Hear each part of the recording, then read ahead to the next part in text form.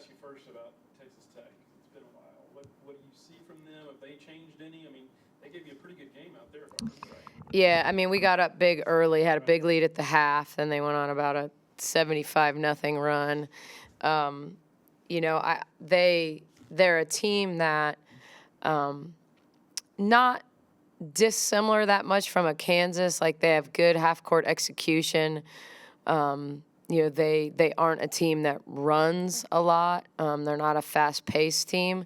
They can score because they can execute, and they can make threes. Vivian Gray is a monster to handle. I know a year ago, I mean, even talking to our team, like, she had played almost all power forward against us, and this year she's playing a ton of small forward, and it was a matchup that hurt us just size-wise. You know, it's a game that I went to Kate at the 3 out of necessity and went big in the fourth quarter to match her. And a lot of times teams, you know, have trouble matching us because of our, you know, kind of our quickness at the guard spot. So, you know, they play through Vivian just about everything they do. She's going to get a lot of touches and a lot of shots. She's going to make some. She's going to miss some. You know, but I think the last time we probably gave up too many threes. They certainly had some players make threes that hadn't going into that game. Embry Gray and Taylor Thomas had not really made threes, and all three of them made threes in that game. But we've got to do a better job on the ones that we know can make threes. Hightower, McKinney, Gerlich. We got to do a better job. Gerlich really lit us up, was 14 points over her average against us. So, you know, a team that probably – I think they can't move out of the seed that they're in right now. So it's not a game that they're playing because they have a chance to move up or change the dynamics of what they're going to do in the Big 12 tournament. But I think certainly want to play well. You know, will be, you know, are coming off a win against TCU. Before that, they've played a lot of teams close, and I think just the fact that they've gone on the road and beaten OU at OU, beaten Texas at Texas, have a win over K-State, like they have everyone's respect because of who they've beaten, you know, and then maybe haven't closed on some games that you might think they probably could have or should have won. So certainly not going to take them for granted, that's for sure.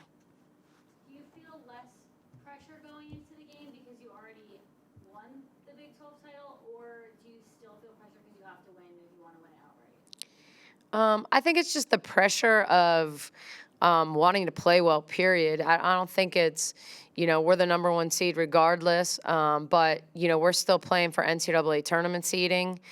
You know, it's senior day. It's a day we hope we have a great crowd to not just celebrate our seniors, but a championship. So I think the pressure is the idea of, like, do you really want to celebrate a championship, like, if you've lost the basketball game? So, you know, it's kind of more the pressure to play well, the pressure to show up and compete at a high level because, you know, I mean, that's our standard, you know? And so, you know, and it's a good opponent. It's a worthy opponent. You know, I don't feel like there's been any give me in the league. I know TCU right now is maybe on track to finish last, or Oklahoma State, and Oklahoma State gave us a great game up there, and TCU gave us 2.5 good quarters in one game and 3 good quarters in the other. So, you know, you just don't take any I certainly don't, and I don't want my team to take any game for granted, any win for granted. You know, we just kind of have to keep taking the approach of let's win the day, you know, on Sunday. And then, you know, it'll be a lot more fun to celebrate afterwards, you know, if and when that happens. Was there any sense of relief, though, after that last one? Just because of where you would come from, and all of a sudden you're Big 12 champion? You know, it's crazy. Like, I felt like, you know, as people were congratulating me, our team, our staff after the Texas games, I don't know that I felt as much joy as I felt relief beating Texas. Like, and maybe that's a different pressure. Maybe that's, you know, I just felt joy, honestly. Like, beating Iowa State, it wasn't relief. It was joy. I mean, relief would have been maybe walking away with a 1-point victory, you know, but I think being able to enjoy it, not having the pressure. I mean, I really thought that game would come down to a late game, need a 2, need a 3, 10 seconds to go. Like, my mind was very dialed into like having myself prepared to walk in those shoes. And so, to play in front of 10,000 people and have them to never really affect the game, never let them get into the game. Once we went on the 4-0 run to start the third, it was like the only time I heard them was when they were complaining about the officiating, but other than that, just couldn't get them, any momentum. And so, I think that was more joy. I mean, it was just gratitude and thankfulness and joy to be up there and spend that time with this team and this staff. I know you only had them the 1 year, but can you talk about that group of seniors and how much a difference they've made, obviously, this year? Yeah, I mean, it's easy, especially like Jordan maybe should play against Iowa State every game, because she seems to, have their number. Jordan is someone that I recruited at Florida Gulf Coast. I mean, I don't know that she would say it came down to Florida Gulf Coast, Clemson, and Alabama, but that's what I felt like, when I was there. So at least, knew her a little bit, knew her family a little bit. But, Jordan was the first person that said, no, I'm coming. Like, and I don't know if there's an equivalency outside of sports to when someone believes in you enough. Like Renee Montgomery was the first free agent that said yes to me when I became a head coach in the WNBA. Jordan Lewis was the first recruit that said, she obviously had a plan to come to Baylor, but it would have been very easy to change course. There was no commitment at that point, truly. And so the first person that just said, no, I'm coming, because I talked to her the night I was hired, thinking I was going to have to go into this spiel. And she's like, no, coach, I'm good. I'm coming. And so, her belief in me, I mean, I think that's what that moment was about. I mean, that was so beautifully captured in the picture of us hugging after the game. Because I told her, like, I'm so grateful. I'm so thankful that she believed in me and she still believed this was the right place. Because Jordan Lewis could have gone anywhere, in this COVID year. So, she just, we put the ball in her hands a lot. I don't think it's easy to walk into a situation where you have 3 players that have been somewhere and been so important for 4 years and have the voice, be comfortable having a voice, walking into a situation where there's been so much success. But I think she's become a very good leader. I think this team has respected her from the very beginning. There's a maturity about her. She's not super loud. She's, not the most outgoing.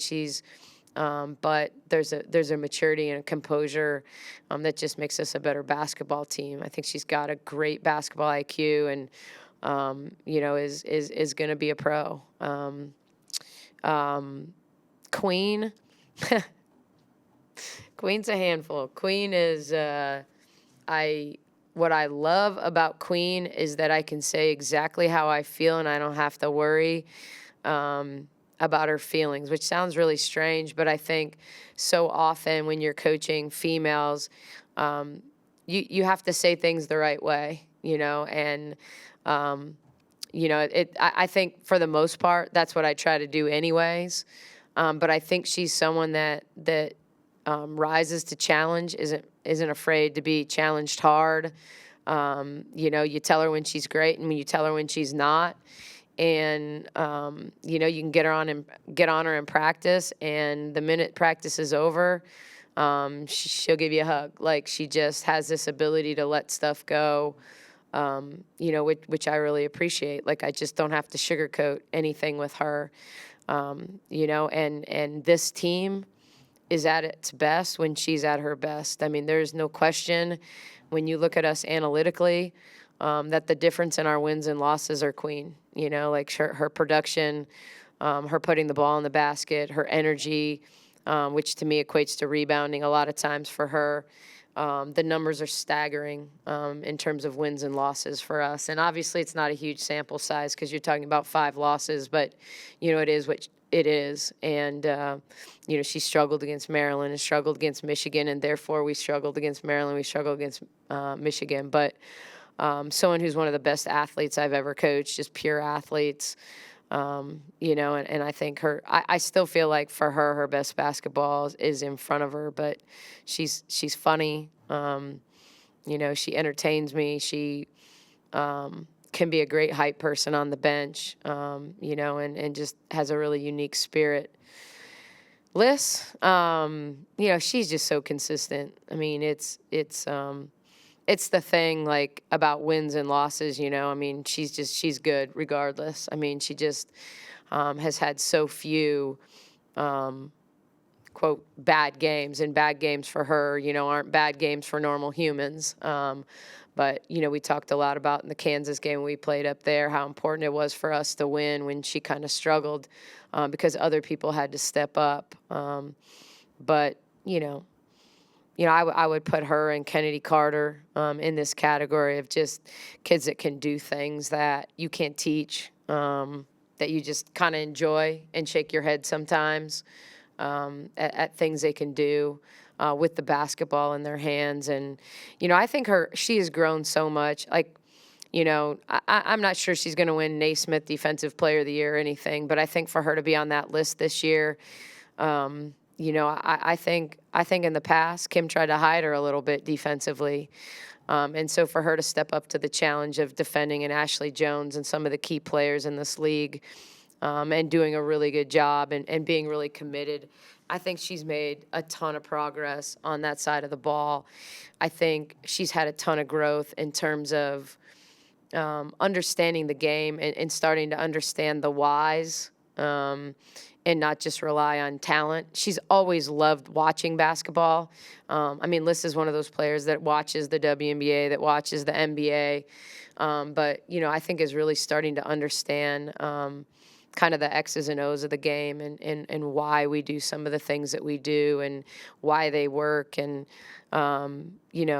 she's had some really big screens for us, like things that, like kind of those little detail things that when you're the best player and you're the best offensive player get overlooked. But when you set a screen and you get your teammate an open shot, how important that is, for the team. And so, I'm just excited to see like how it translates for her in the future, and hopefully, I've given her, this staff has given her a head start, because it's what I want for anyone that has pro aspirations, is that I'm giving them a head start, that they're going to walk into the pro game and understand it better, be less wide-eyed, bushy-tail rookie, and certainly there's a transition because the players are so big and strong and good, and they're fighting for jobs, and it's just different. It's just a different energy. But, that she's going to have like more confidence based on she knows terminology. She's going to have already been, I joked the other day that I hope Washington drafts her because, we've put some sets in that, and I actually call them the same thing the Mystics call it. I said, so when they run 4 up, you know what's getting ready to happen, and then they're going to run 4 in, they're going to run 4 down, and they're going to run 4 out, but at least you got 4 up down. So, I appreciate all 3 of them, 2 of them staying, 1 of them coming, and kind of, I think that I wasn't the only coach Queen and Liz would have stayed for. Like, I think they wanted to stay. I think they wanted to see their career finish here. But I still appreciate that when I was hired that, they've been so receptive to, who I am and how I coach and how I've led them and hopefully serve them. You have to re-recruit either of them? You talked about Jordan. Yeah, I took the approach with every kid that I had to recruit them. But it was,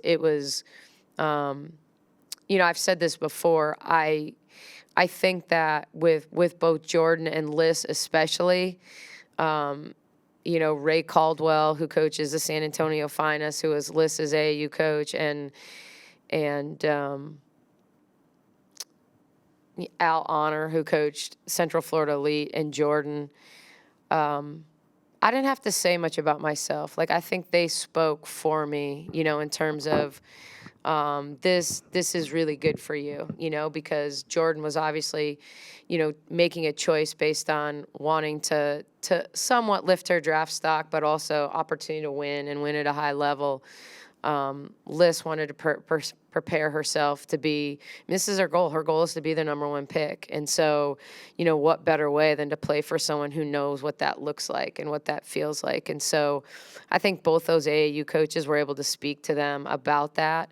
So certainly I still think Liz was listening, the first time we met, and wanted to feel good about, how that conversation went.